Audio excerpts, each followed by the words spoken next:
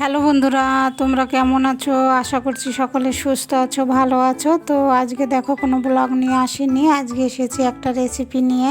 তো ধোকলা বানাবো, কিভাবে বানালাম। তো বেসনটা চেলে নিয়েছি, তার মধ্যে এই যে পরিমাণ মতো লবণ, একটু লেবুর রস, একটু চিনি, একটু হিং আর একটু আদা গ্রেট করে দিয়ে ভালো করে আস্তে আস্তে জল দিয়ে ব্যাটারটা বানিয়ে নেব।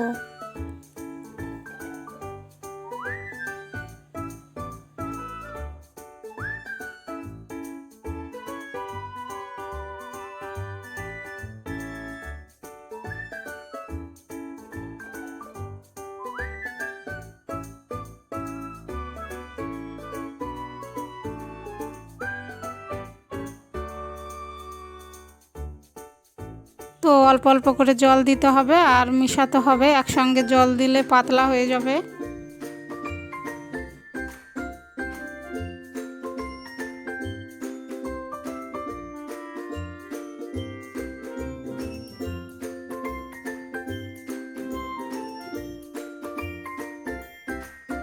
তো এই পর্যায়ে এসে একটু সাদা তেল দিলাম, তো আবারও ভালো করে ফেটিয়ে নেব।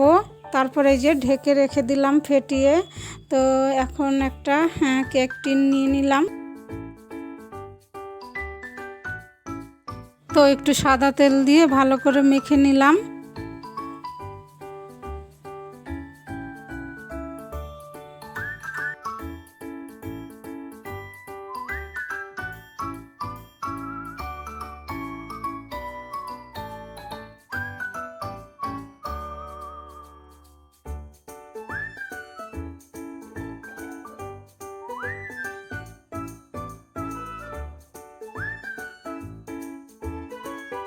তো 5 মিনিট রেস্টে রেখেছিলাম। তো যে এখন ইনোটা দিয়ে ভালো করে ফেটিয়ে নেব, যত ফেটানো যাবে তত ভালো হবে। তো আর আমার কাছে সময় ছিল না, তোমরা যদি 10-15 মিনিট রেখে দাও তাহলে আরও ভালো।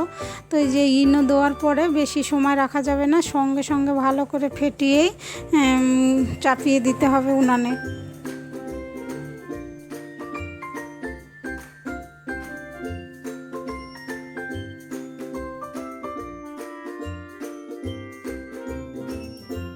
এখন এই যে কেক টিনের মধ্যে ঢেলে নিলাম।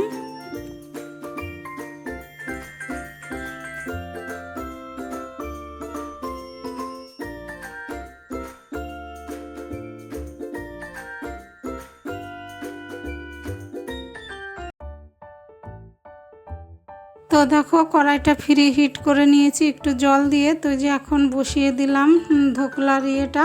তো ভালো করে ঢেকে দিয়ে দিলাম যাতে এদিক ওদিক হাওয়া না বেরোয়। তো দেখো 40 মিনিট ছিল, নামিয়ে নিয়েছি। ধোকলাটা হয়ে গেছে, এখন ঠান্ডা হয়ে গেছে।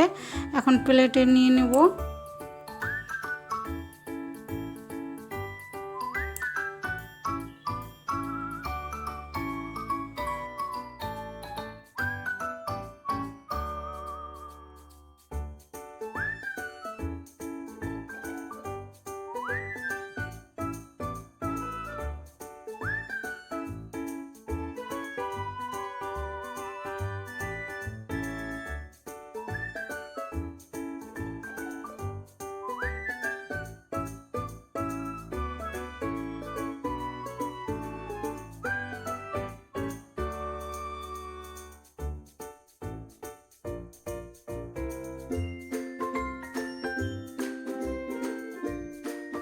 তো এই যে এখন পিস পিস করে কেটে নেব।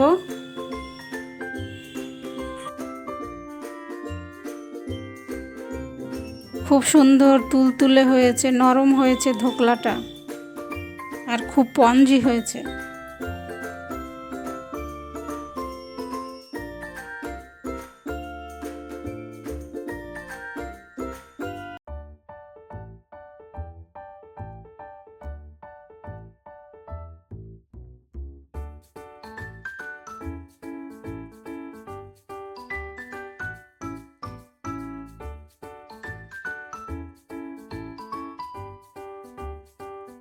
ধোকলার উপরে দেওয়ার জন্য একটা চিনির শিরা বানাবো। তো দেখো তেল দিয়ে দিলাম কড়াইতে, কারি পাতা, সর্ষে আর কাঁচা লঙ্কা দিয়ে দেবো।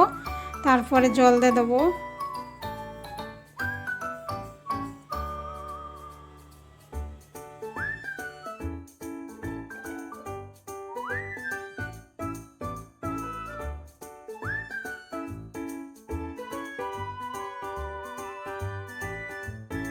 তো যে এখন চিনি দিয়ে দিলাম, শিরাটা একটু জাল দিয়ে নামিয়ে নেব।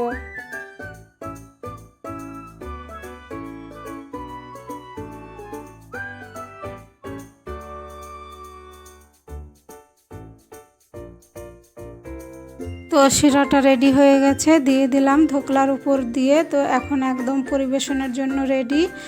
তো বন্ধুরা, আমার ভিডিওটা ভালো লাগলে আমার চ্যানেলটা সাবস্ক্রাইব করে পাশে থাকার অনুরোধ রইল। তো দেখা হবে নতুন একটা ভিডিওতে। টাটা।